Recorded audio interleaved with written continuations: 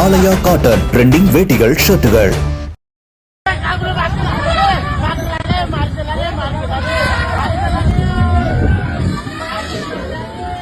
வடிவேலு பட காமெடியில் ரத்தத்தோடு வந்தவரிடம் பரபரப்போடு என்ன நடந்தது என கேட்க 4-5 ரயில் கழுத்து மேல ஏறி போயிருச்சு என அவர் சொல்வதை கேட்டு வடிவேலு அதிர்ச்சி அடைவார்.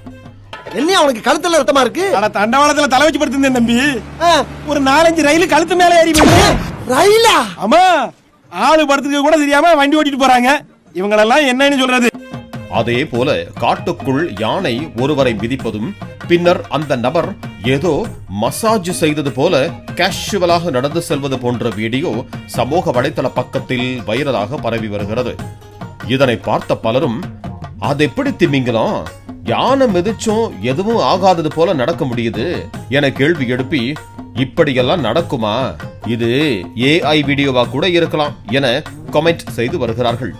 இன்னும் சிலரோ யானையின் பாதம் மென்மையானதுதான், அது அதிக சக்தி கொடுத்து மிதித்தால்தான் உயிரிழப்பு ஏற்படும் என கருத்து தெரிவித்து வருகிறார்கள்.